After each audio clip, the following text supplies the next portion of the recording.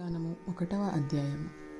శ్రీమదఖిలాండ కోటి బ్రహ్మాండమునందలి ఆర్యావర్తమందు నైమిషారణ్యంలో శౌనకాది మహామునులతో ఒక ఆశ్రమమును నిర్మించుకొని సకల పురాణములు పుణ్యచరిత్రలు వారికి వినిపించుచు సూత మహాముని కాలం గడుపుచుండెను. ఒకనాడు శౌనకాది మహామునులు గురుతుల్యుడగు సూతునిగాంచి ఆర్య తమ వలన అనేక పురాణేతిహాసములను వేదాంగ రహస్యములను సంగ్రహముగా గ్రహించినారము. కార్తీక మాస మహత్యమును కూడా వివరించి దాని ఫలమును తెలుపగోరుచుంటిమిగాన తమరా వ్రతమును వివరించవలసినది అని కోరిరి. అంతనా సూత మహర్షి, ఓ మునిపుంగవులారా, ఒకప్పుడు ఇదే కోరికను నారదుడు సృష్టికర్తయగు బ్రహ్మను కోరుకొనగా బ్రహ్మదేవుడు అతనికి విష్ణుమూర్తి లక్ష్మీదేవికి, సాంబశివుడు పార్వతీదేవికి తెలియజేసిన విధంగా ఆ గాథను వినిపించెదను. అట్టి పురాణ కథను మీకు తెలియజేయుదును. ఈ కథను వినుట వలన మానవులకు ధర్మార్థములు కలుగుటయే కాక వారు ఇహమందును పరమందును సకలైశ్వర్యములతో తులతూగుదురు. కావున శ్రద్ధగా నాలకింపుడని ఇట్లు చెప్పెను.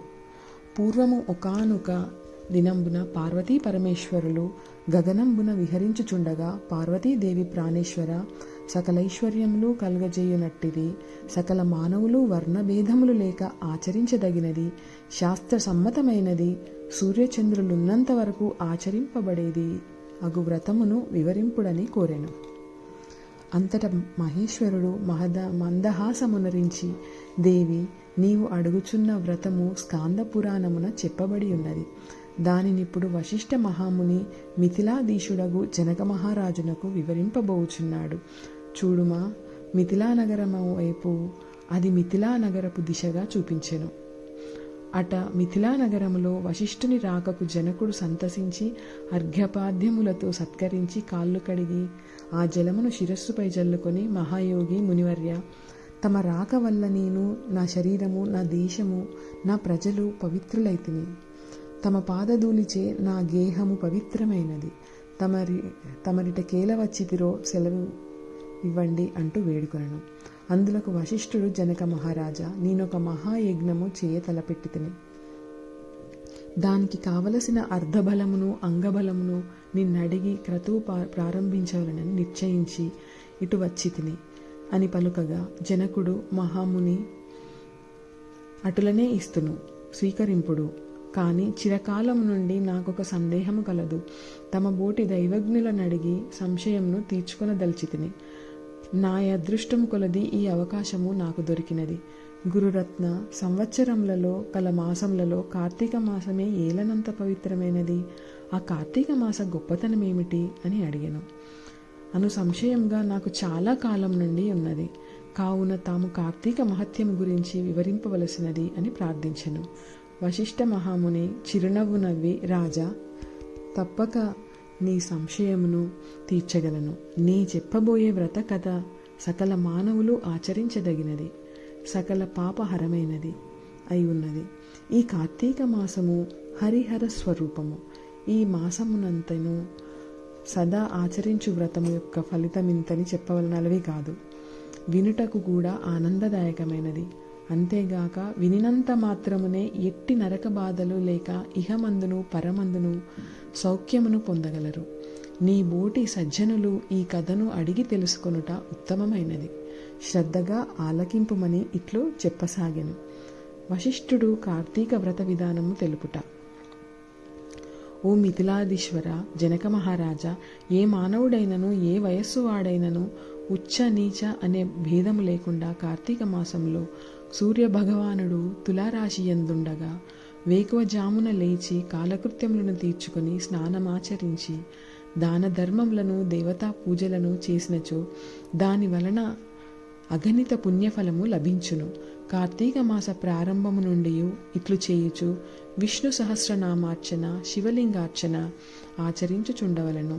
ముందుగా కార్తీక మాసమునకు అధిదేవతయగు దామోదరుడికి నమస్కరించి, ఓ దామోదర, నేను చేయు కార్తీక వ్రతమునకు ఎట్టి ఆటంకములు రానియక నన్ను కాపాడుము అని ధ్యానించి వ్రతమును ప్రారంభించవలను.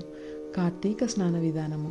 ఓ రాజా, వ్రతమునాచరించుచు దినములలో సూర్యోదయమునకు పూర్వమే లేచి కాలకృత్యములు తీర్చుకొని నదికి పోయి స్నానమాచరించి గంగకు, శ్రీమన్నారాయణనకు, పరమేశ్వరునకు, భైరవునకు నమస్కరించి సంకల్పము చెప్పుకొని మరలా నీట మునిగి సూర్యభగవానునకు ఆర్ఘ్య ప్రదానము సంగి పితృదేవతలకు క్రమప్రకారంగా తర్పణములొనర్చి గట్టుపై 3 దోసిళ్ల నీళ్లు పోయవలెను.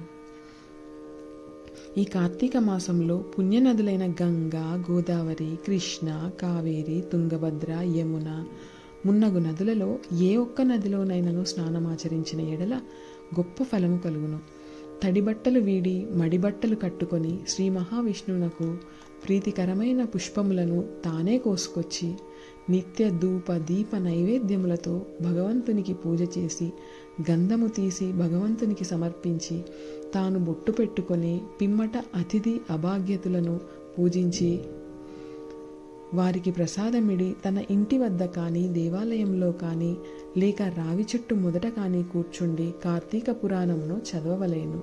ఆ సాయంకాలము సంధ్యావందనము ఆచరించి శివాలయమందు కానీ విష్ణువాలయమందు కానీ లేక తులసి కోట వద్ద కానీ దీపారాధన చేసి శక్తిని బట్టి నైవేద్యమును తయారు చేయించి స్వామికి సమర్పించి అందరికీ పంచిపెట్టి తర్వాత తాను భుజింపవలెను. మరునాడు మృష్టాన్నములతో భూత తృప్తి చేయవలెను. ఈ విధముగా వ్రతమాచరించిన స్త్రీ పురుషులకు పూర్వమందును ప్రస్తుత జన్మమందును చేసిన పాపము పోయి మోక్షమునకు అర్హులగుదరు. ఈ వ్రతము చేయుటకు అవకాశము లేని వారు వ్రతము చేసిన వారలను చూచి వారికి నమస్కరించినచో వారికి కూడా తత్సమాన ఫలితము దక్కును. ప్రథమాధ్యాయము మొదటి రోజు పారాయణము సంపూర్ణము.